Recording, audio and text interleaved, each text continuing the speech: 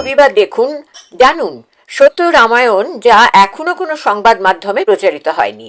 একসময় এই সত্য রামায়ণ আদালতের নির্দেশে নিষিদ্ধ ঘোষিত হয়েছিল, পরে সে নির্দেশ উঠে যায়। কেন? তবে কি আদালত এই সত্য রামায়ণকে মান্যতা দিয়েছিল? দশরথের কি আরো 350 জন স্ত্রী ছিল? ঋষ্যশৃঙ্গ মুনি কি রাম, লক্ষ্মণ, ভরত, শত্রুঘ্নের পিতা? দেবী সরস্বতী কি কৈকেয়ীর দাসী মন্থরা? নারদের অভিশাপেই কি বিষ্ণুর মর্তে রাম হয়ে জন্মগ্রহণ? সীতা কি সম্মতি দিয়ে রাবণের সঙ্গে লঙ্কায় যান? রাম কি লক্ষ্মণকে হত্যা করতে চেয়েছিলেন? এমন অনেক অজানা তথ্য জানতে দেখুন সত্য রামায়ণ দিগদর্শন চ্যানেলে। প্রতি রবিবার রাত 10টায় প্রকাশিত হবে।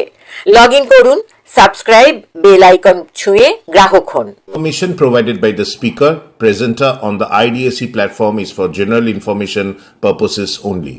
All information is provided in good faith. However, we make no representation or warranty of any kind, express or implied, regarding the accuracy, adequacy, validity, reliability, availability, or completeness of this information. নমস্কার, সুজিত চট্টোপাধ্যায় দিগদর্শন থেকে বলছি।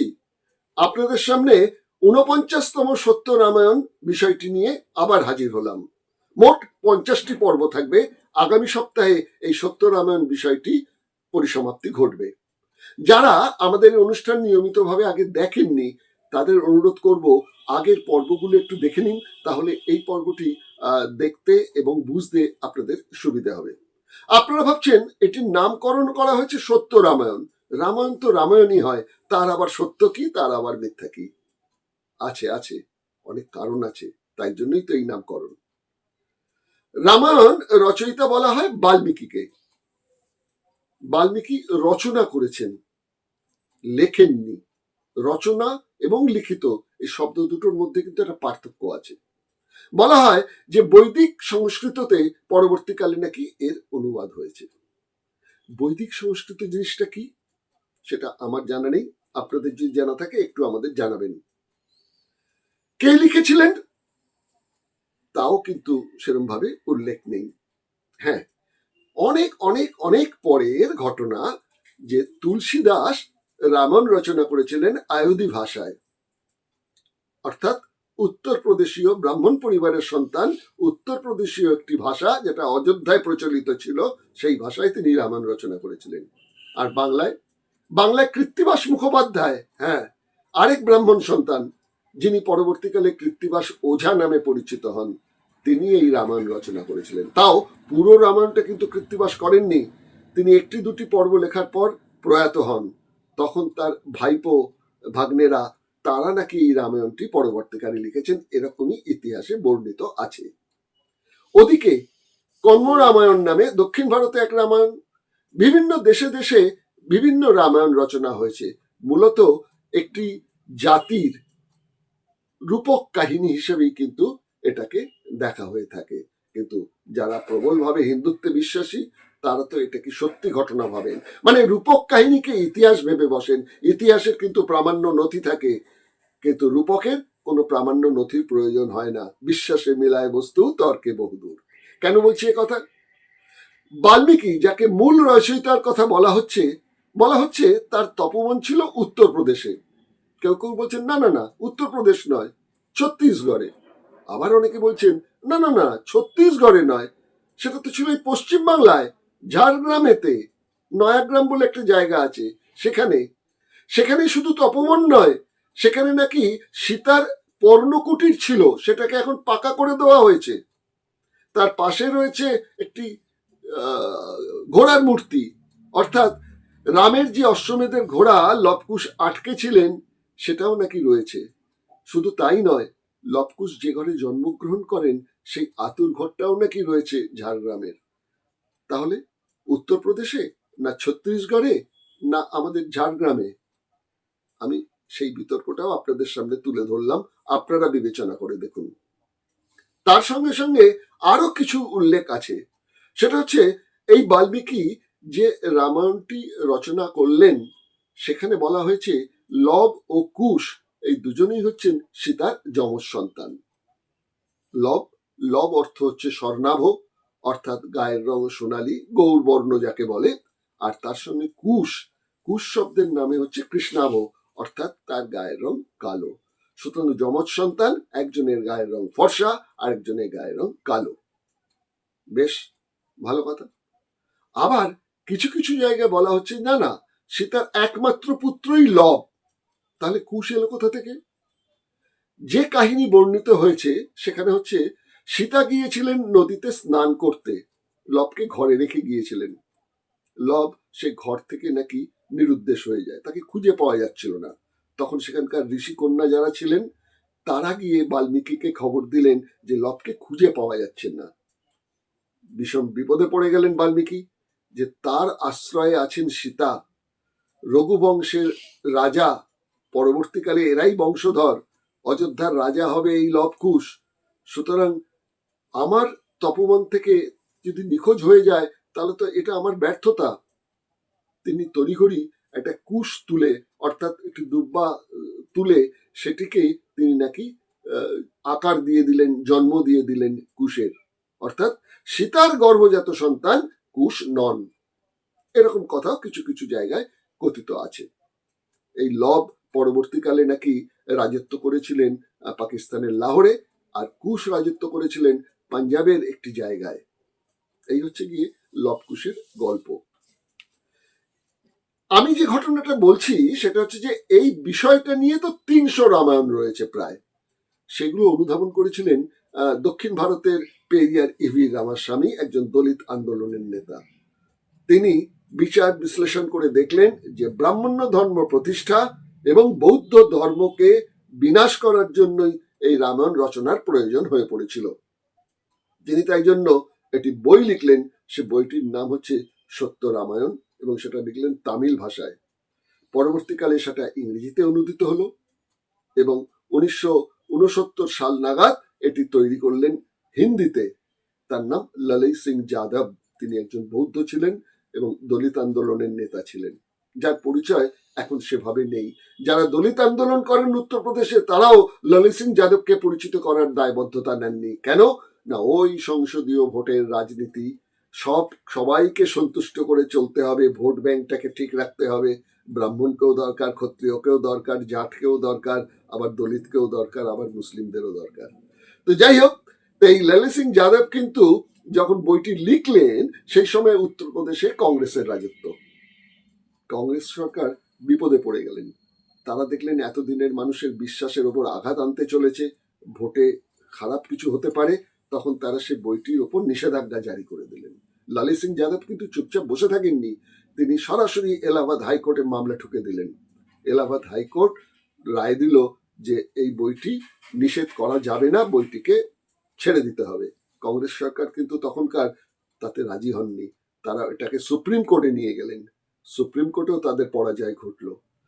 3 সদস্যের বেঞ্চের একটি committee আর কি, bench supreme কোর্টে দিল্লির, তারাও রায় দিয়ে দিল যে না, মত প্রকাশের অধিকার আছে, এতে এমন কিছু লেখা নেই যে কোনো প্রামাণ্য নথিকে বিকৃত করা হয়েছে, সবই অনুমান ভিত্তিক, সুতরাং তার উপর বিশ্লেষণ করেই কিন্তু এই বইটি লেখা হয়েছে। যদিও সুপ্রিম কোর্ট বইটির ওপর দিয়ে নিষেধাজ্ঞা তুলে নিল, কিন্তু পরবর্তীকালে এই বইটি প্রকাশ করার মতন হিম্মত উত্তরপ্রদেশের কোনো পরিবেশক, কোনো প্রকাশক আর দায়িত্ব নেননি। মাথায় রাখতে হবে, সে সময় কিন্তু কাশিরাম প্রথম যে সহযোগিতা করেছিলেন, সেই কাশিরামের যিনি উত্তরসূরি ছিলেন মায়াবতী, তিনি কিন্তু হাত তুলে নেন। তিনিও নিরপেক্ষ হয়ে গেলেন। তিনি বললেন আমাদের সঙ্গে ওই বইটির সঙ্গে কোনো সম্পর্ক নেই। এই ললিত সিং যাদবই তখন কিন্তু লড়েছিলেন সেই রবীন্দ্রনাথের কথা মেনে, যদি তোর ডাক শুনে কেউ না আসে তবে একলা চলো রে। যাই হোক, বইটির ওপর তো নিষেধাজ্ঞা উঠে গেল, কিন্তু সুদীর্ঘ সময় ধরে সেই বইটি আর অনুদিত হয়নি। বিজেপি এবং তার যে হিন্দুত্ববাদী সংগঠন বইয়ের কিছু অনুলিপি জোগাড় করে সেগুলোকে পুড়িয়ে টুড়িয়ে একটা আন্দোলন করেছিলেন, কিন্তু বইটি যা পুরনো কয়েকজনের কাছে থেকে গেছে সেগুলোই ছিল। শেষ পর্যন্ত 2020 সালে একজন সাংবাদিক তিনি এই বইটি আবার হিন্দিতে লিখলেন। আর বাংলায় অনুপ্রাণিত হলেন যিনি, তিনি হচ্ছেন একজন বামপন্থী। বামপন্থী মানে কিন্তু এক্ষুনি আপনি তাদের সিপিএম বলে চিহ্নিত করতে পারবেন না। ওই বামপন্থী দলিত আন্দোলনের একজন নেতাও বলবো না, কর্মী বলবো, তিনি নেতা বলা পছন্দ করেন না, তিনি ট্রেড ইউনিয়ন আন্দোলনের সঙ্গে জড়িত ছিলেন, সুদীর্ঘকাল উত্তরপ্রদেশে তিনি কাটিয়েছেন। সেই রঞ্জিত মিস্ত্রি তিনি বাংলায় বইটি অনুবাদ করলেন। প্রথম খণ্ডটি, তার নাম হচ্ছে সত্যরামায়ণ। ইতিমধ্যে নাকি দ্বিতীয় খণ্ডটিও তিনি প্রকাশ করেছেন। সেই বইয়ের বিষয়বস্তু আগামী যে 50তম পর্ব শেষ হবে সেখানে আমরা আলোচনা করব। চলুন আমরা সরাসরি ফোন করে তার সঙ্গে জেনে নিই, একদিকে জেনে নিই ওই রামায়ণের যে বিভিন্ন বক্তব্যগুলো কি, তার সারবত্তা কি সেটা, আর তার সঙ্গে সঙ্গে জেনে নিই যে পেরিয়ার ইভি রামাস্বামীর যে কর্মকাণ্ড, তার যে পদক্ষেপগুলো ছিল, এবং ললিত সিং যাদব যিনি এই আন্দোলনটাকে নিয়ে গিয়েছিলেন একটা পর্যায় পর্যন্ত, কি সেই ইতিহাস, এই ইতিহাসটা কিন্তু আমাদের জানা দরকার। তাই আপনাদের কাছে উপস্থিত করছি ওই রঞ্জিত মিস্ত্রির সঙ্গে ফোনে একটি সাক্ষাৎকার। শুনুন।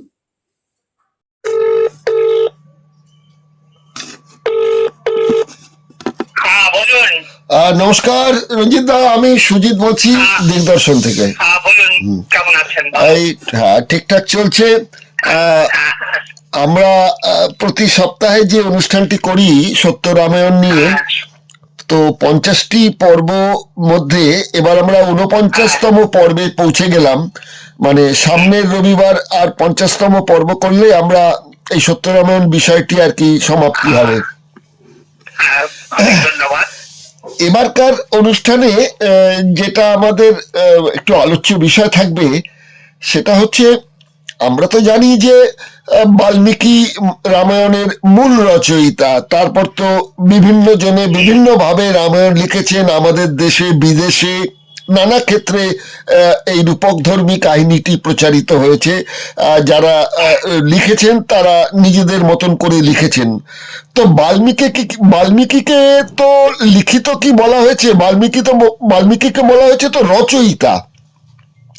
এখন তিনি রচনা করেছেন কোন ভাষায় সে নিয়েও তো একটা বিতর্ক থেকে যায়। বলা হয় বৈদিক সংস্কৃত, কিন্তু বৈদিক সংস্কৃত বলে তার কোনো প্রামাণ্য নথি তো কিছু পাওয়া যায়নি। সেটা তো গেল 1 নম্বর। 2 নম্বর যেটা দাঁড়ালো, যে যাকে রচয়িতা বলা হচ্ছে বাল্মীকি, তার আশ্রম কোথায় ছিল? কেউ বলছেন উত্তরপ্রদেশে, কেউ বলছেন ছত্তিশগড়ে, আবার কেউ কেউ তো বলছেন আমাদের এই পশ্চিমবাংলার ঝাড়গ্রামেতেই নাকি নয়াগ্রাম বলে একটা জায়গা আছে, সেখানে নাকি মন্দির টন্দিরও বানানো হয়ে গেছে, সেখানেই নাকি বাল্মীকির আশ্রম ছিল। তা কোথায় উত্তরপ্রদেশ, কোথায় ছত্তিশগড়, আর কোথায় ঝাড়গ্রাম, এই ব্যাপারটা আপনি কি বলবেন?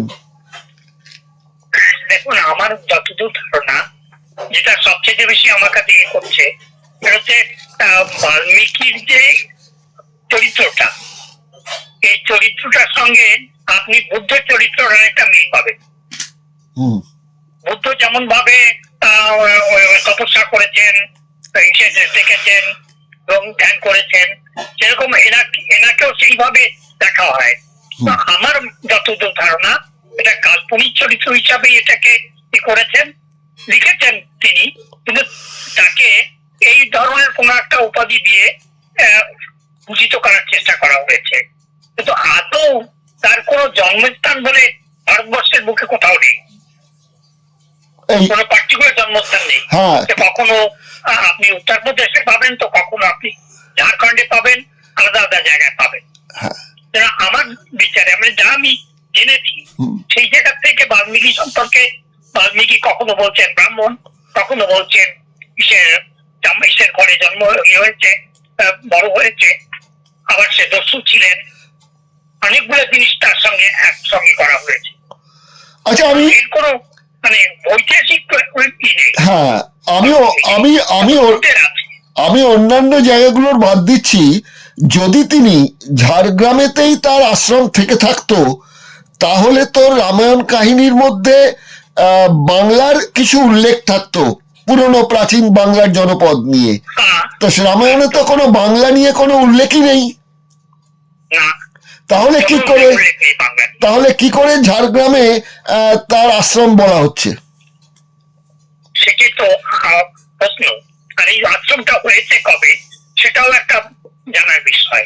হ্যাঁ, আচ্ছা, এবার সরাসরি বাল্মীকি পর্ব তো বুঝলাম, এবার সরাসরি যদি রামায়ণে যাই, আমরা তো ছোটবেলা থেকেই জেনে এসেছি যে সীতার দুই পুত্র লব কুশ, লক্ষণকে দিয়ে তাকে বাল্মীকির যে তপবন সেখানে পাঠিয়ে দেওয়া হলো, সেখানেই তার দুই পুত্র জন্মগ্রহণ করে।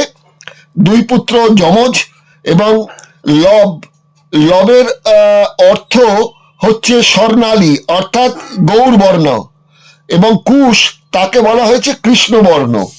তা দুটো যমজ সন্তান, দুজনের দুরকম রং। আবার বলা হচ্ছে যে এই লব হচ্ছে গিয়ে লাহোরের রাজা ছিলেন, আর কুশকে বলা হচ্ছে পাঞ্জাব, যেটা এখন পাকিস্তানে, পাঞ্জাবের যে অংশ, সেখানে কুশ তার রাজত্ব করেছিলেন। আবার আরেক জায়গায় পাচ্ছি যে লব হচ্ছেন ক্ষত্রিয়, কুশ হচ্ছেন ব্রাহ্মণ।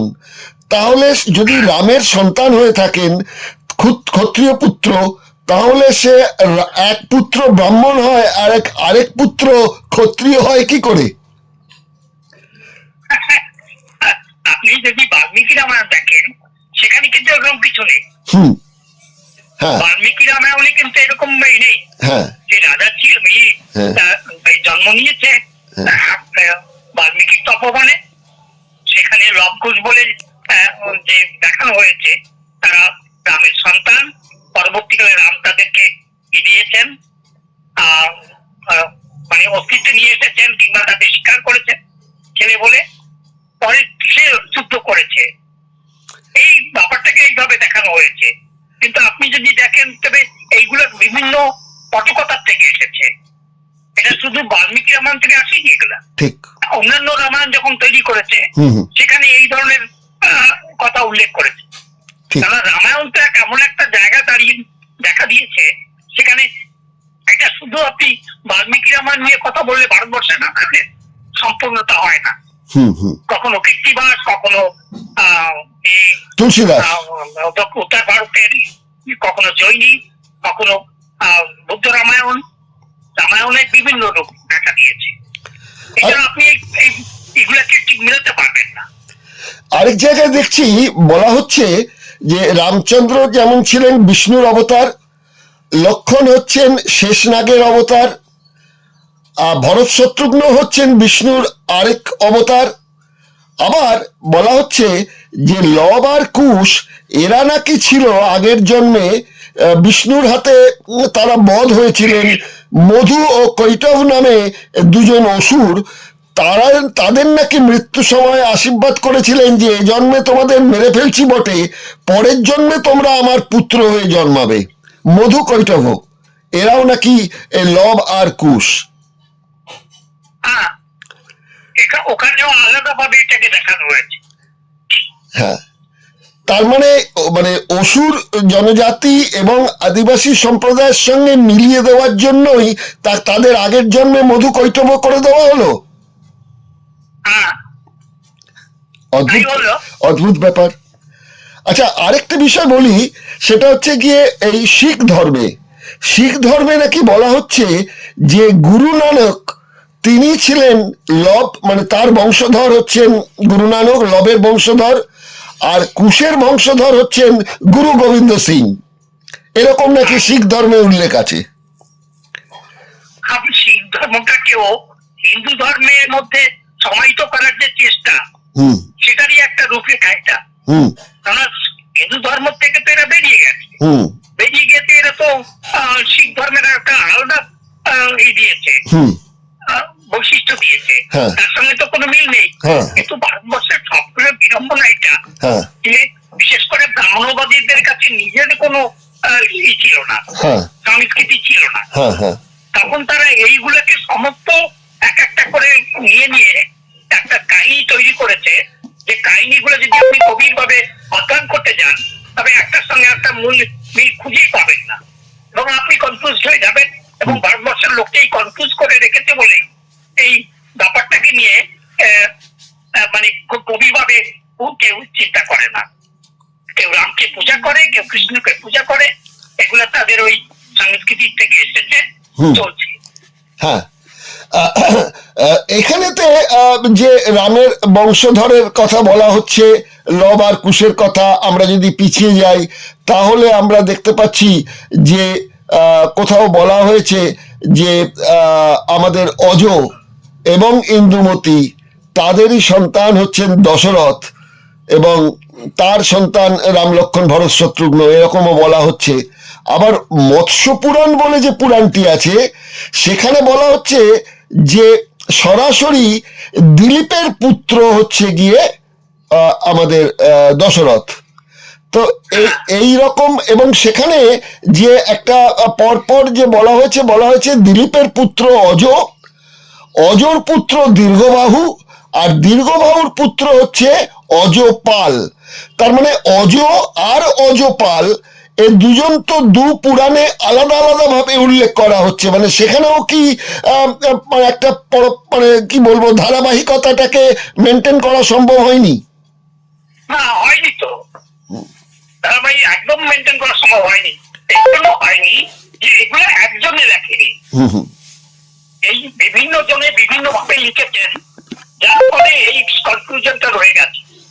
যদি শুধু বাল্মীকি রামায়ণে ভারতবর্ষের বুকে থাকতো এবং কীর্তি ফির্তি অমুক তমুক এগুলো না থাকতো, তবে কিন্তু এই কনফিউশন গুলো ছিল না। যার ফলে এটা আঞ্চলিকতার প্রশ্নে বিভিন্ন জায়গায় ছড়িয়ে গিয়ে বিভিন্ন সাহিত্যিক বিভিন্ন লোক নিজের মতো করে সেটাকে সাজিয়েছেন, যার ফলে এই কনফিউশনটা আছে। আর এটাকে নিয়ে আপনি কোনো সময় কোনো তার সঙ্গে কোনোটা মিলাতে পারবেন না, এবং এইটা মিলাতে পারবেন না, এটা ঠিক আছে। কিন্তু এটা নিয়ে যদি আপনি রিসার্চ করতে যান, গভীরভাবে অধ্যয়ন করতে চান, তবে আপনি একটা লিঙ্ক খুঁজে পাবেন যে এদের নিজস্ব করা সংস্কৃতি ছিল না, এরা ধার করা সংস্কৃতির থেকে একটা থেকে আরেকটা। যেমন সেদিনকে একটা কথা বলেছেন, এই যতগুলো আমাদের দেশে মানে উৎসব আছে, এই উৎসবগুলো সম্পূর্ণ হচ্ছে তখন কৃষকরা কিংবা এরা আদিবাসীরা তাদের যে উৎসব মানাতো সেগুলোকে এরা নিজেদের মতো করে। আপনি যদি দুর্গাপূজা বলেন, কালিকা পুরাণ থেকে এসছে। কালিকা পুরাণ কবে? কালিকা পুরাণ হচ্ছে 10ম শতাব্দীতে, তাই তো। আর কৃত্তিবাস ওঝা সেটাকে অ্যাড করেছেন। তাই তো। এখন সেই অকাল বোধন বাংলার বুকে কেন ভারতবর্ষের বিভিন্ন প্রান্তে ছড়িয়ে গেছে, তখন সেটা একটা বিষয় হয়ে গেছে। এখন এটাকে আপনি যদি কোনো মানুষকে বলতে যান যে আমি এই যে দুর্গাপূজা এটা মিথ কিংবা তখন আপনাকে তাড়া করবে। কিন্তু এটাও তো সত্যি কথা, ঢুকে দেওয়া হয়েছে, এটাও আপনি বাড়ি করতে পারবেন না। এটাও তো অমান্য করা যাবে না যারা ভক্ত আছেন হিন্দু ধর্মের, যে বাল্মীকি রামায়ণেতে কোথাও ওই অকাল বোধনের কথা তো উল্লেখই করা নেই, বাংলায় এসে অকাল বোধন লেখা হলো, এটা তো অস্বীকার করার উপায় নেই। আপনি অন্য কোনো কিছু পাবেন না, রামায়ণে পাবো না। ঠিক। আর কালিকা পুরাণ কবে? ঠিক। কালিকা পুরাণ 10ম শতাব্দীতে, ঠিক। 9ম থেকে 12 শতাব্দীর মধ্যে। সেটা কবে? কতদিন আগে মুসলিম তখন প্রবেশ করে গেছে ভারত, মুসলিম প্রবেশ করবে এই সময়কাল। তাহলে এই এত রকমের যে বৈচিত্র্য এবং এত রকমের বৈপরীত্য, এই জায়গাটা থেকে দাঁড়িয়েই কি পেরিয়ার বুঝতে পেরেছিলেন যে রামায়ণ আসলে একটি মিথ গল্প এবং ব্রাহ্মণ্যবাদী সংস্কৃতির একটি ধারা? সেটাকে জেনেই কি দলিত আন্দোলনের একজন নেতা, যিনি বৌদ্ধ, ললিত সিং যাদব, সচ্চি রামায়ণটা প্রকাশ করলেন? ইতিহাস বলছে 9 ডিসেম্বর 1969 সাল। তখনই উত্তরপ্রদেশ সরকার এই রামাস্বামীর রামায়ণ পাথিরাঙ্গালের যে ইংরেজি অনুবাদ the Ramayana a true reading আর তার হিন্দি অনুবাদ সচ্চি রামায়ণটা বাজেয়াপ্ত করে দিয়েছিল। এবং শুনতে পাচ্ছি ললিত সিং যাদবের বিরুদ্ধে মামলা হয়েছে, তার ললিত সিং সরকারি এই আদেশের বিরুদ্ধে এলাহাবাদ হাইকোর্টে মামলা করলেন, তার পক্ষে মামলায় অ্যাডভোকেট বনওয়ারিলাল যাদব সওয়াল করলেন। মামলায় 19 জানুয়ারি আসছে আর কিছুদিন বাদেই, এই 19 জানুয়ারি 1971 এলাহাবাদ হাইকোর্টের রায় সচ্চি রামায়ণের পক্ষে যায়। এরপর এটা আবার সুপ্রিম কোর্টে যায়, যখন ওটাকে সুপ্রিম কোর্টে আবার অ্যাপিল করা হলো কংগ্রেস সরকারের তরফ থেকে উত্তরপ্রদেশের, সেখানেতেও কিন্তু এলাহাবাদের হাইকোর্টের রায় বহাল রাখা হলো।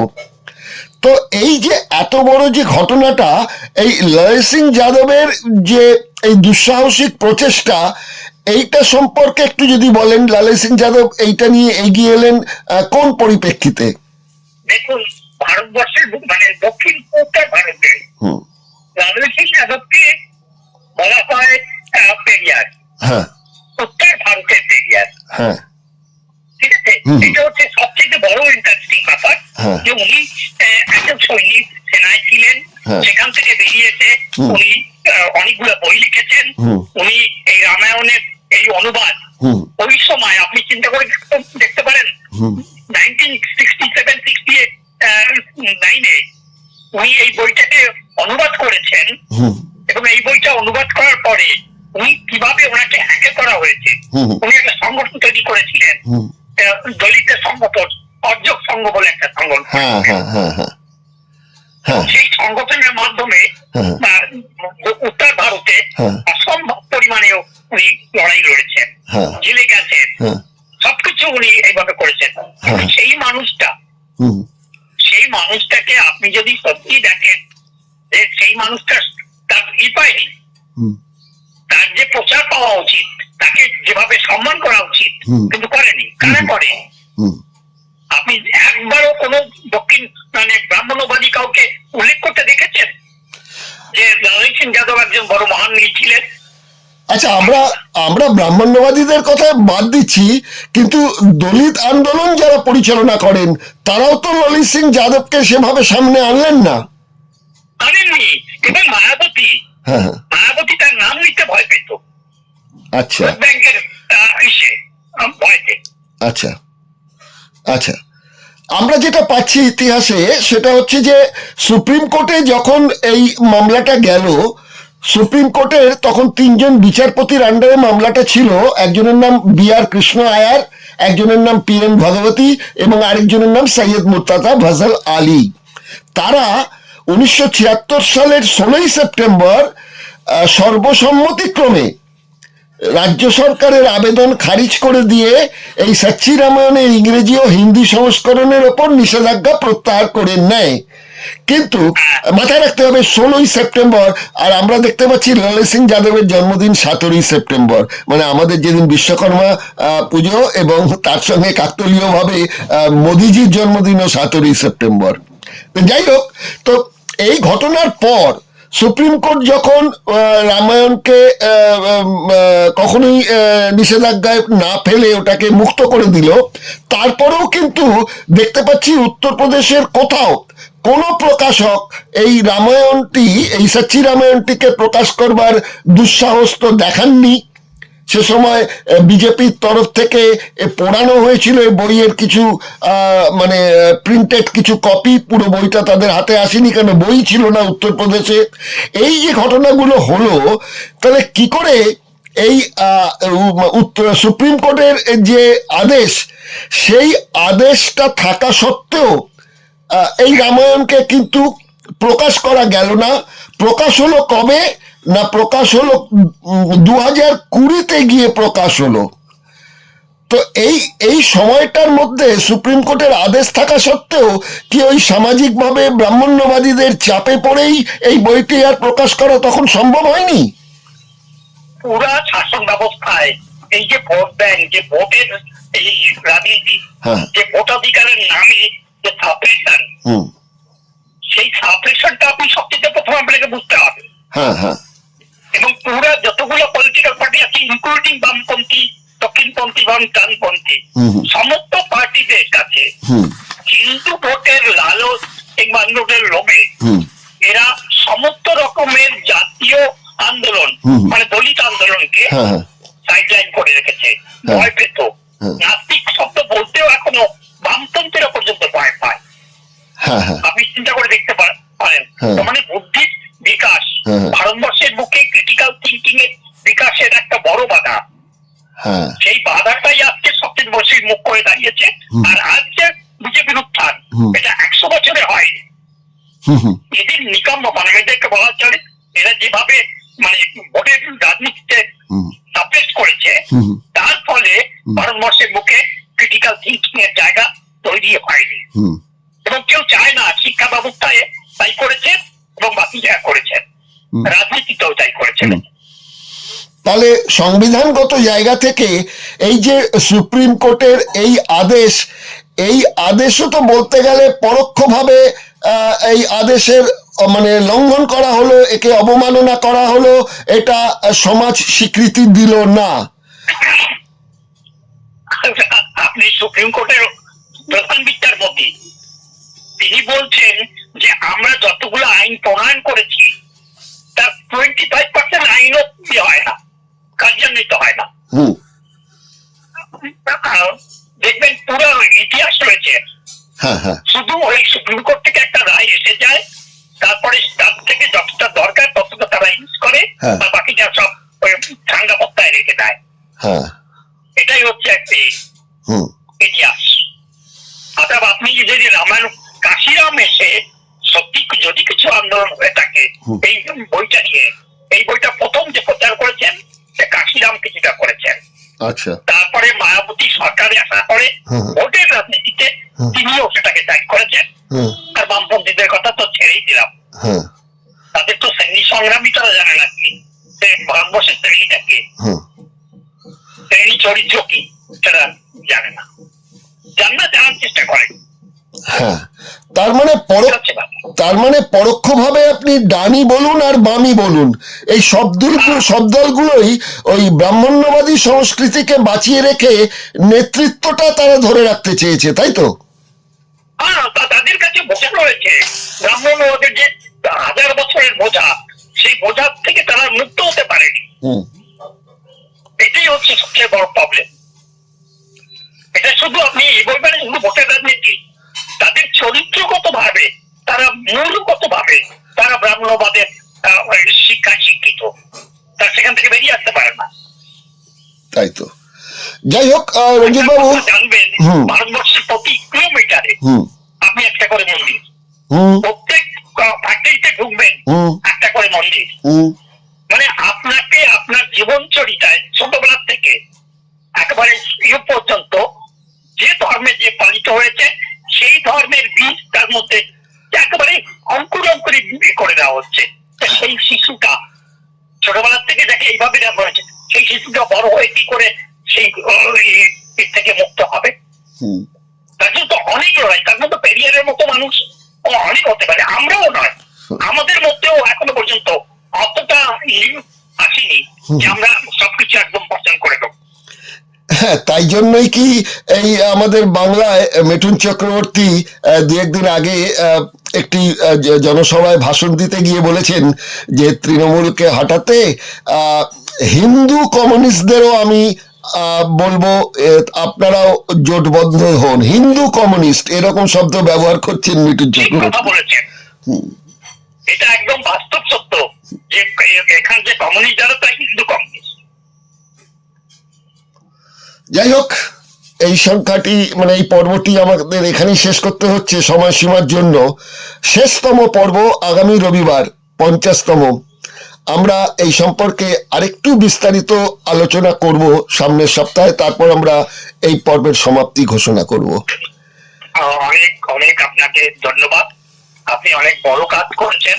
আজকে না হলেও ইতিহাসের পাতায় একদিন আপনাকে মনে করবেই করবে, আমাকে করুক না করুক আপনাকে অবশ্যই। না না না, আমাদের ব্যক্তি কোনো ব্যাপার নয়, এখানে হচ্ছে যে ইতিহাস এবং সহজ সরল যে সত্য তথ্য, সেই তথ্যকে তুলে ধরা একজন সাংবাদিক হিসেবে আমি আমার কর্তব্য বলে মনে করি বলেই এই কাজটা হাত দিয়েছি। পথ যতই বন্ধুর হোক, শুধু রামায়ণ নয়, আগামী দিনে ইচ্ছে রয়েছে মহাভারত নিয়েও কিছু কাজ করার। এবং তার সঙ্গে সঙ্গে আপনার কাছে আরেকটা কৌতূহলী প্রশ্ন রাখছি শেষ, সেটা হচ্ছে যে আপনি বলছিলেন যে এই সত্য রামায়ণের একটি দ্বিতীয় পর্ব আপনি আনছেন। এই দ্বিতীয় পর্বটিতে আপনি কি কি ব্যাপারে আপনি মানে ইঙ্গিত দিচ্ছেন? ঠিক আছে, আগামী পর্বে আসুক, আমি তখন এইটা নিয়ে কথা বলবো। ঠিক আছে, ঠিক আছে, আজ এখানেই শেষ করছি তাহলে। নমস্কার। ঠিক আছে, নমস্কার, ভালো থাকবেন। অনেক ধন্যবাদ।